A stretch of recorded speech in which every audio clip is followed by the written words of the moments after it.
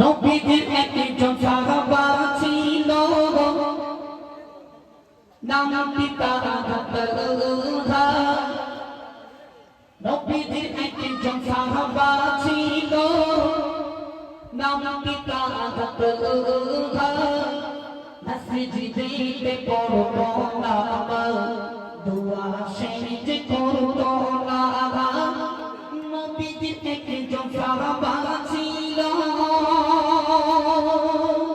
সব সাহাবারা দিল ইয়া রাসূলুল্লাহ, ইয়া হাবিবাল্লাহ, হুজুর আপনার সাহাবা সবার আগে দৌড়ে দৌড়ে মসজিদে পেতে থাকে। যেই নামাজ শেষ হয়ে যায় আমরা মুনাজাতে শরীক হয়ে যাই, কিন্তু না না না না না, আপনার সাহাবা নামাজ পড়ে কিন্তু দোয়া করে না। ও আমার দয়াল নবী, একটু বলো বলো বলো, সব সাহাবারা নামাজ পড়ে দোয়ায় শরীক হয়ে যায়, আপনার সাহাবা তালহা রাদিয়াল্লাহু তাআলা নামাজ পড়ে দোয়া করে না। ও আমার মায়েরা, আপনাদের জীবনে অনেক গজল শুনেছেন। আল্লাহ পাকের প্রিয় নবী ছিল, যে নবীর সাহাবা ছিল আবু তালহা রাদিয়াল্লাহু তাআলা আনহু। নামাজ পড়ে দোয়া করে। আপনার জীবনে অনেক গজল শুনেছেন। চলে ওই সাহাবা, তিনি নামাজ পড়তেন কিন্তু দোয়া করতেন না। কেন দোয়া করে না?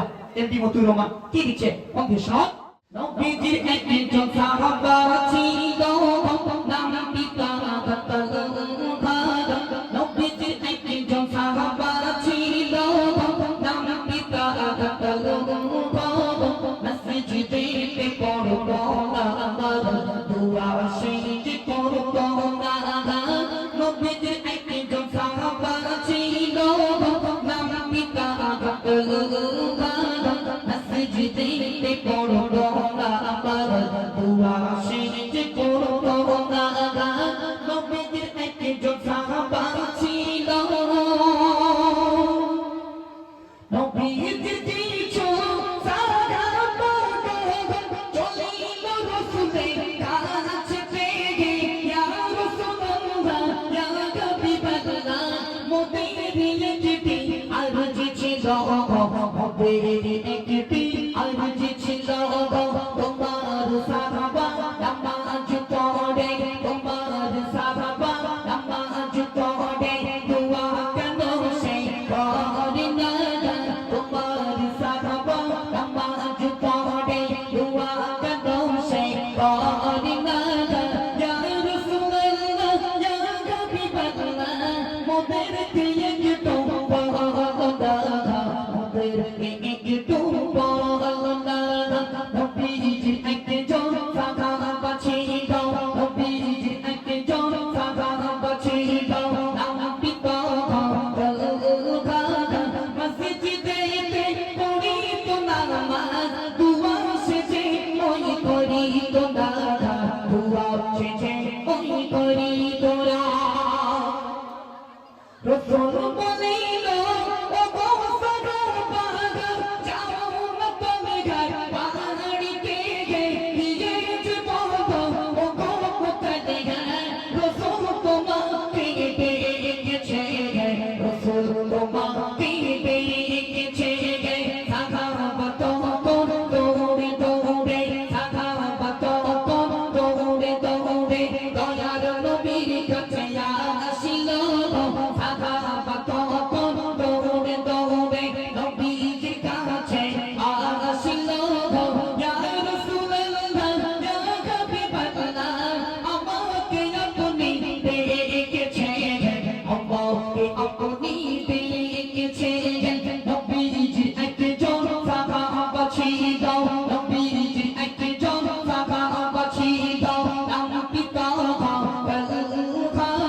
মসজিদে পড়িতো নামাজ, দুআ শেষে ওই করিতো না, দুআ শেষে ওই করিতো না। ইয়া রাসূলুল্লাহ, ইয়া হাবিবাল্লাহ, হুজুর আমি তালহা, আমায় কি ডাক দিয়েছ? ওগো আমার দয়াল নবী, একটু বলে বলো। সব সাহাবারা মজুদ রয়েছেন। দয়াল নবী বলতে লাগলো, ও আমার সাহাবা, ও আমার সাহাবা তালহা, সব সাহাবা নামিয়ে দিয়েছে, তুমি নাকি নামাজ পড়ো, দোয়া করো না। শিগগিরই বলো, তুমি নাকি নামাজ পড়ো, দোয়া করো না।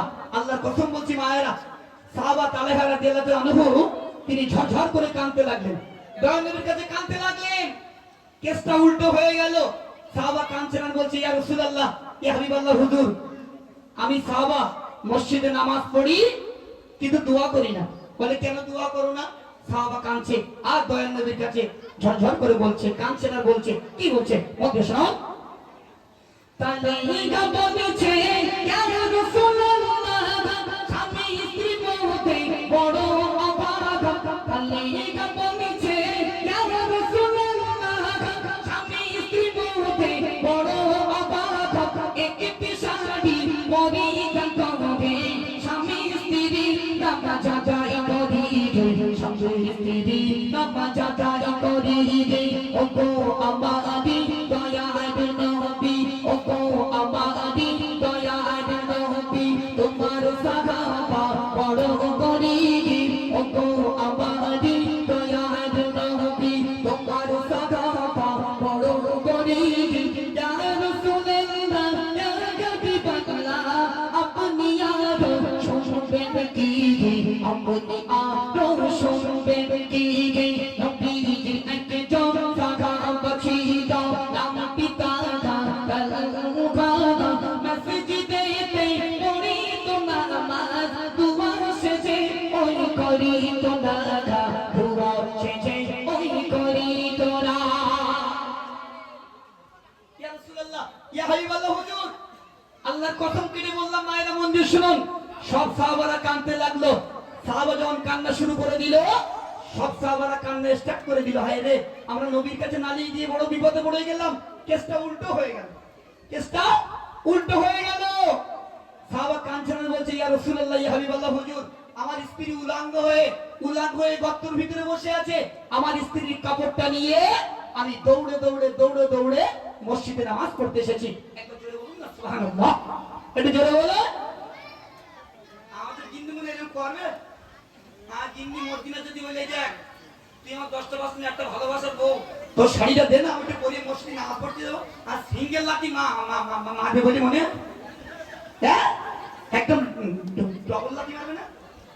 হ্যাঁ ওমা একটু ভালো হও, তুমি ভালো হলে জগৎ ভালো হবে। দেখেন হয়তো বলছেন মতির ভাই, আমি কিন্তু যাররা পরিমাণে বানিয়ে বলছি না। কি সব সাহাবারা কান্না স্টার্ট করে দিল। তালেহা কাঁদছে, আরো কি বলছে একটু মধ্যে শোনাও। সাউন্ড দাও। মসজিদেতে আজান দিতে আমি সাহাবা তেজ গো, মসজিদেতে আজান দিতে আমি সাহাবা তেজ গো।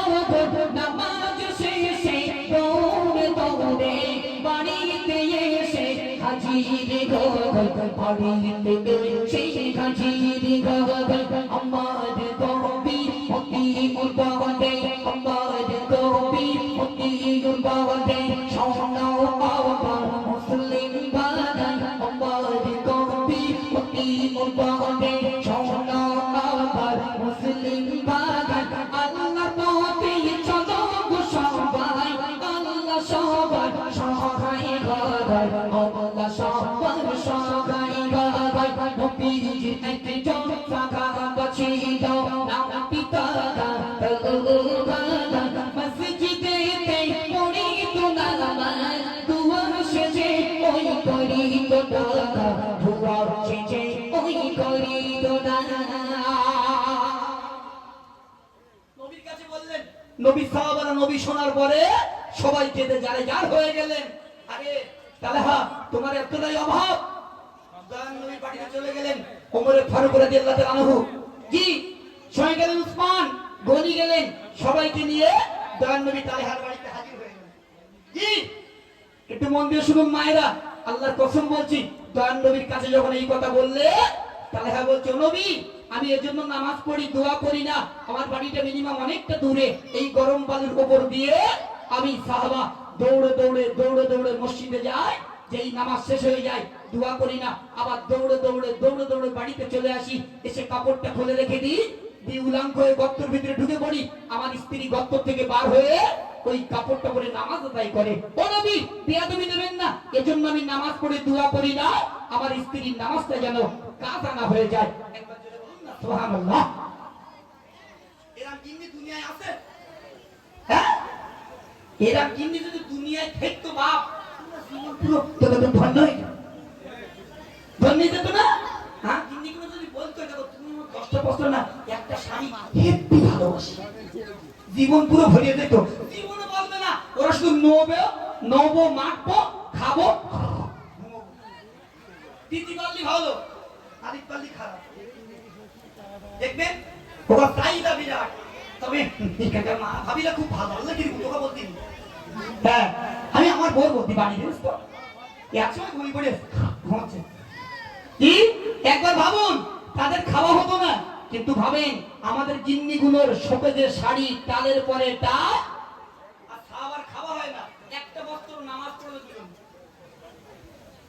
আমি কিন্তু বানিয়ে বলছি না, বল এই নবীন লাইভ চলছে এতটা, আমি যাত্রা পরিমাণে বানিয়ে বলছি না। একটা বস্ত্র কিন্তু নামাজ পড়ছে স্বামী স্ত্রী দুজন, আর আমাদের জিন্নিগুলো শোকেজের শাড়ি ধরে না। ওবু স্বামীর কাছ থেকে শাড়ি থাকতে শাড়ি নাও, আল্লাহ কি বুকি আমাদের কইফা দিতে, কি আমাদের দিন ছাড় নেই, কইফা দিতে হলো। এই যে মাল শোকেজে স্টক রয়েছে, আমার বড় দিতে হবে, তোমার বড় দিতে হবে, হ্যাঁ কারো ছাড় নেই। এই যে শাড়ি স্টকে রয়েছে কইফা দিতে হবে। একবার ভাবেন, আমরা আল্লাহর কাছে কাঁদি, আল্লাহ আমাদের গজল বলে সব চলে, কাল কিয়ামতের ময়দানে মহাশারে বক্তাদেরকে ধরা হবে, গজল শিল্পীদেরকে ধরা হবে, বক্তারা 20-30, তবে আর নিতে হবে না, শুধু বক্সে। এক টোটো বলবো না, আমার বন্ধু না বল আশরাফ, তুই টোটো চালাস তো মাইকি বলতে বলতে বলতে তাহলে ভালো লাগে না? জি, এই জন্য আমার মায়েরা অনেকটা আছে। এই জন্য মায়েরা শোনেন, আল্লাহ কিন্তু আরো জানিয়ে দিল যে নারীটা স্বামীর সঙ্গে তুই তাকারি করবে, স্বামীকে সম্মান করবে না, স্বামীকে গালাগালি করবে, আল্লাহ বলছে দুনিয়ার জমিনে ওই নারীটা হলো জাহান্নাম। ধরে মারেন, যেটা সত্য আমি সেটা বলছি, কিছু করার নেই, আমার দোষ না।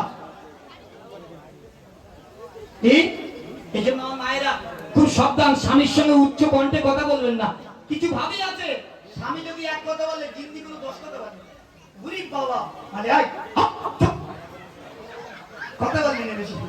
শ্বশুর বাড়িতে মাল নিলে আর দাদা মাথা 3টা ইঞ্চি হবে ট্যাবলেটের মতো। এই জন্য আমার মায়েদের কাছে নিবেদন, স্বামীর মনে কষ্ট দিও না, তোমার স্বামী হলো অমূল্য রতন, সেই স্বামীকে ভালোবাসো। হতে পারে আপনার স্বামী টাস খেলে, হতে পারে আপনার স্বামী মদ খায়, তাকে বুঝাও, সে অবশ্যই বলবে। তাই বলে স্বামীর কুটো কথা বলে আল্লাহর কাছে গুনাহগার হও না মা, এটাই আমি তোমাদের কাছে দাবি।